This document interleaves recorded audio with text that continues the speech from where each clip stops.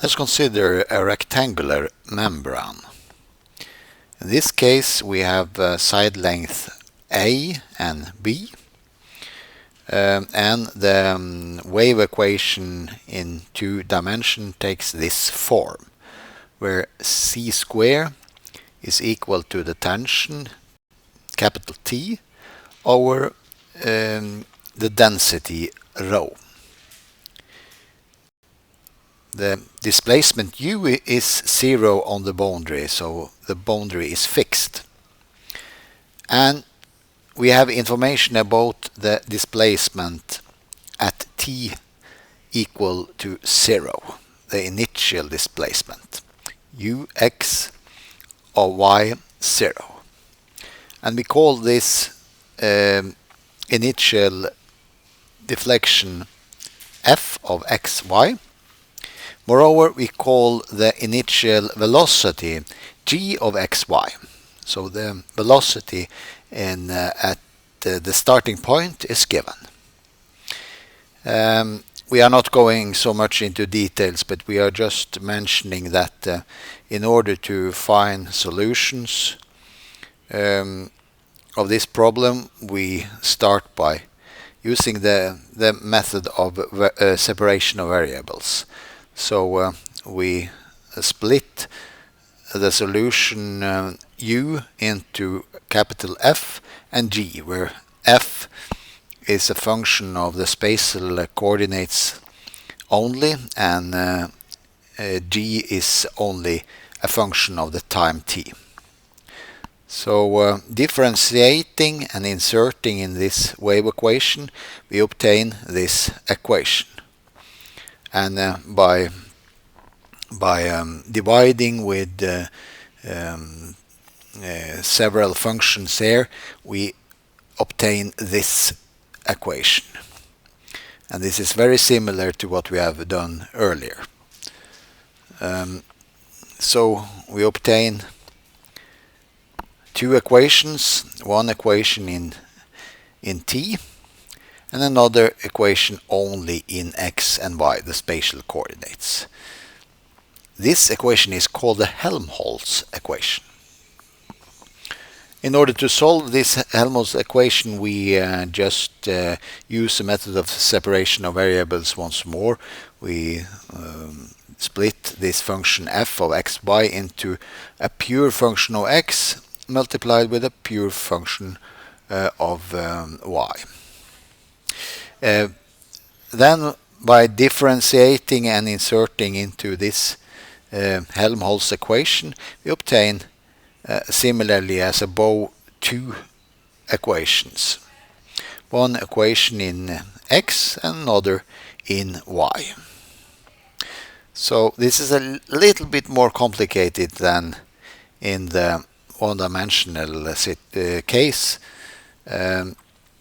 So let's not go so much into detail, but show you the result. If we put lambda mn, where m and n is integer values, equal to this expression, c pi the square root of this sum, and putting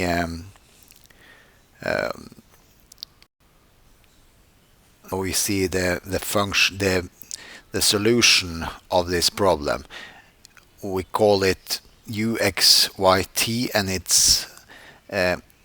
it's dependent on the integer values m and n, and it's given by this expression. So and this expression is also called an eigenfunction.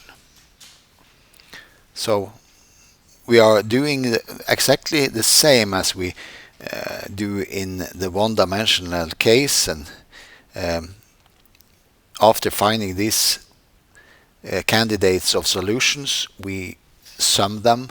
We take the infinite sum, but in this case we have a double series. These eigenfunctions are possible to describe. And here you see the case when m is equal to 2 and n equal to 1. So this is just a situation for a given t. And we see that this is the node points.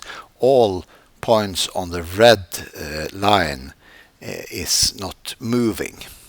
The only points which are not moving in the rectangle. And here we see the node points. Here we see the node points when we sum two such eigenfunctions. And this eigenfunction is a situation we get when m is equal to 1 and n is equal to 2. And so on. So we get different type of eigenfunctions, and these are possible to we can sum them, take the infinite double sum of these eigenfunctions, and then we can hope for getting the complete solution, general solution of the rectangular membrane. So by inserting values, the value f of x, y, which was the initial displacement, we are able to find the explicit formula for these coefficients bmn and bmn star in the following way.